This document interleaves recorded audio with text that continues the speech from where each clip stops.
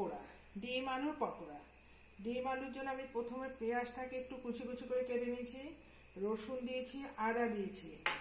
এবার যেহেতু ডিম আলুর পকোড়া, আলুটাকে আমি গ্রেটারের সাহায্যে একদম করে নিলাম। বুঝতেই পারছো গ্রেটারের আলু কেমন হয় আর সিদ্ধ আলু। এই আলুটাকে আমি যতটা জল ছাড়িয়ে আমি এখানে রেখে দিচ্ছি, একদম যাতে জল না থাকে। জল থাকলে কি হবে, মুচমুচে হবে না, এটা তো জল ছাড়াই হবে।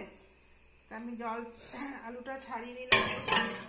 এবার একটা ডিম ফাটিয়ে দিলাম। ডিমটা তো অতি অবশ্যই দিতেই হবে, না হলে ডিমটাও দিয়ে দিলাম। এবার একটা একটা করে মশলা আমি দিচ্ছি। প্রথমে দিচ্ছি একটু জিরে গুঁড়ো, ধনে গুঁড়ো, মিষ্টি, নুন তো লাগবেই। আগে নুন দিচ্ছি,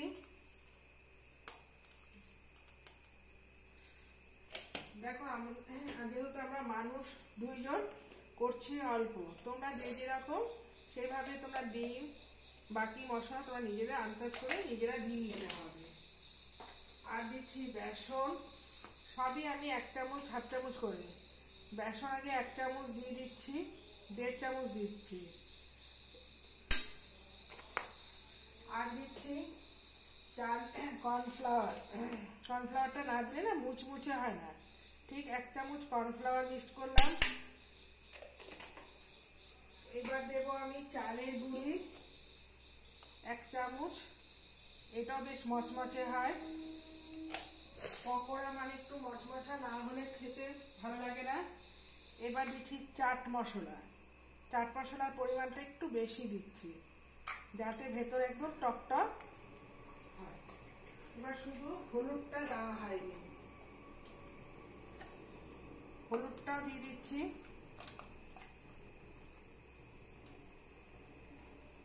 হলুদটাও দিয়ে দিচ্ছি।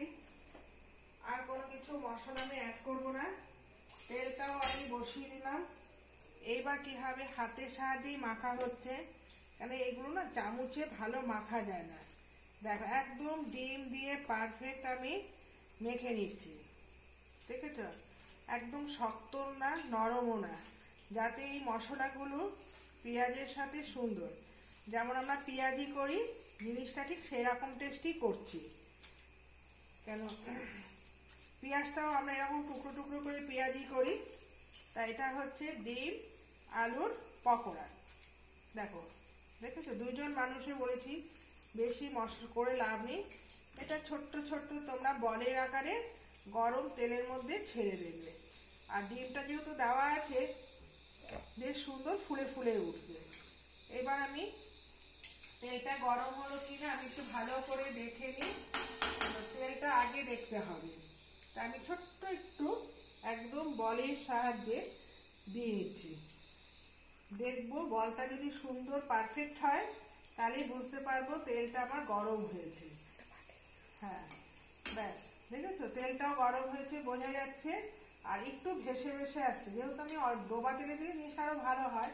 যেহেতু আমার ঘরে আমি বেশি ডোবা তেল দিইনি, একদম অল্পও দিইনি, যতটুকু আমার প্রয়োজন আমি ততটা দিয়েছি। দেখেছো পকোড়াটা সুন্দর বেশ ফুলে উঠেছে। এই দেখো, এই বর্ষাকালে বৃষ্টির দিনে সবসময় তার দোকানে চপ টপ আনা সম্ভব না, কিছু কিছু উপকরণ থাকলে বাড়িতেই বানিয়ে বেশ খাওয়া যায়। যেহেতু পকোড়া হবে একদম ছোট্ট ছোট্ট সাইজের আমি দিচ্ছি, একদম অল্প একটু ছড়িয়ে দিচ্ছি, মনে হবে পেঁয়াজি, কিন্তু এটা হচ্ছে ডিম পকোড়া, ডিম আলুর পকোড়া। একটু ভেজে আমি তুলে তোমাকে দেখাচ্ছি। এটা লাল হওয়ার জন্য 5 মিনিট তো অপেক্ষা করতেই হবে, নাহলে তো লাল হবে না।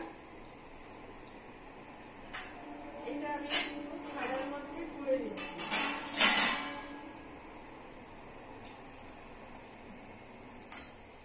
দেখো এটা লাল হওয়ার জন্য অপেক্ষা করতে হবে।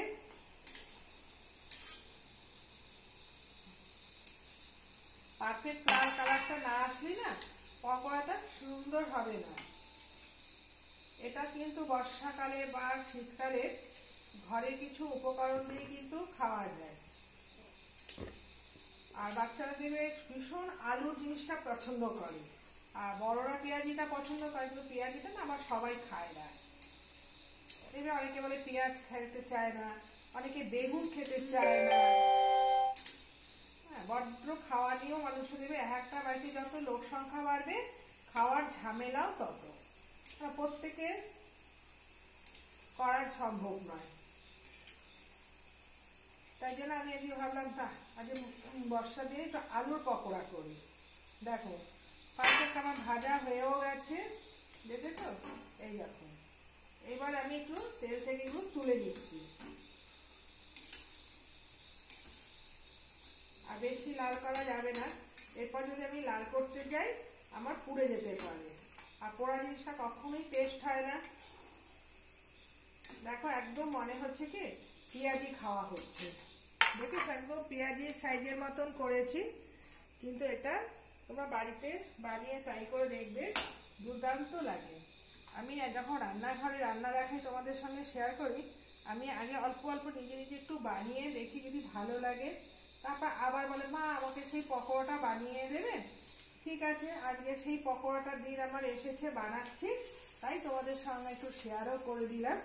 দেখো ঘরে থাকা উপকরণ দিয়েই আমার পকোড়া বানাচ্ছি, তোমরা সঙ্গে থেকো।